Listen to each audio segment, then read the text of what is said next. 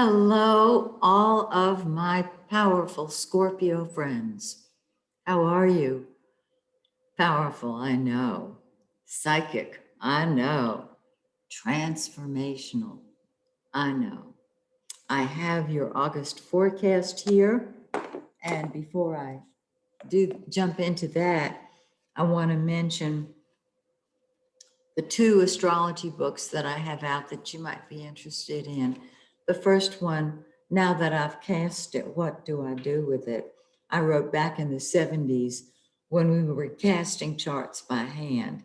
It is an easy to understand book that helps you express and unleash your inner astrologer.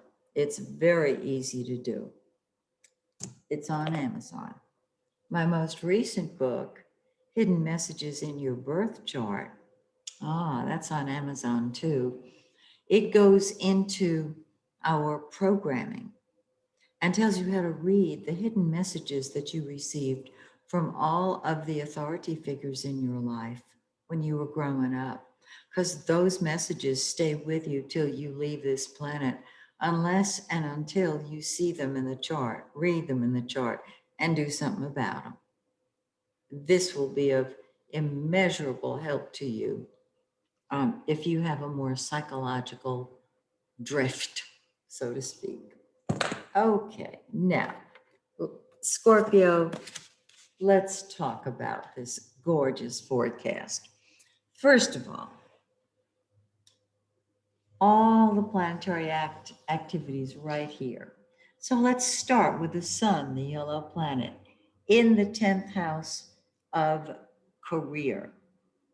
This is the time that you have been moving upward because the sun has been in that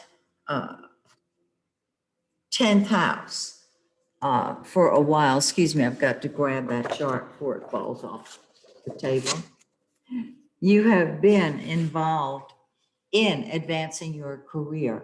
And on the 22nd, the sun moves into your 11th house of friends and group activities and humanitarian activities. Really beautiful. Mercury, the planet of communication, has been in your 10th house, and you have been either talking more, writing more, traveling more, or just plain old thinking about moving up in your career. I encourage it. You will find that on the 11th, Mercury enters your 11th house. Now, the sun waits until the 22nd. And so Mercury is kind of the herald and gives you the interest in joining new groups, perhaps, or just reconnecting with old friends. And on the 30th, it enters your 12th house where it wants to pull back and retreat and connect on a subconscious, intuitive, even psychic level. It's really beautiful. Now, Venus, the planet of love and money and all that good stuff, has been in your 11th house. And so you've been loving being with your friends. Well, on the 16th, it enters your 12th house, and you love your own solitude.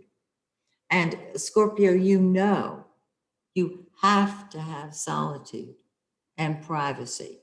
It's a must. That's how you recharge.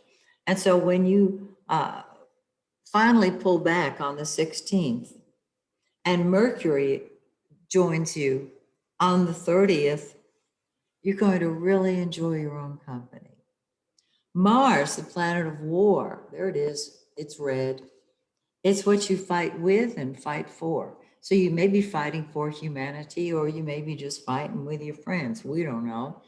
You will.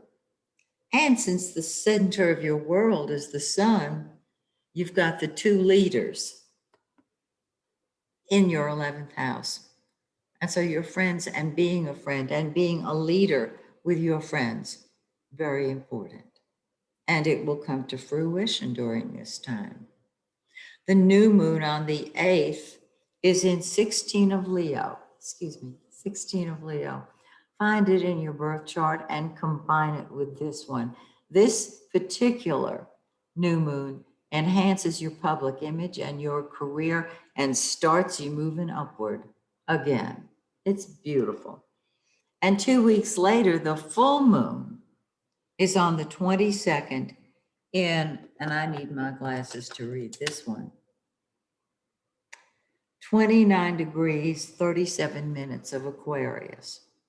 So while it's technically in the fourth house, it is right up against that fifth house cusp, which rules children and social life and fun. The fifth house is personal fun. The 11th house is group fun, humanitarian, friendship, uh, larger group kind of uh, comradeship. Fifth house, romance. So the full moon can help that along, and it can really kick your kids into action. So I'm just alerting you, because on the full moon, everything comes to a head, and there may be a romance ready to come to a head. Cool. So that's your fabulous forecast for August. I hope you have a wonderful August, and I hope you'll join me in September when once again we take a look at your forecast. Until then, this is Maxine Taylor saying, may the stars shine brightly on you and yours. Bye for now.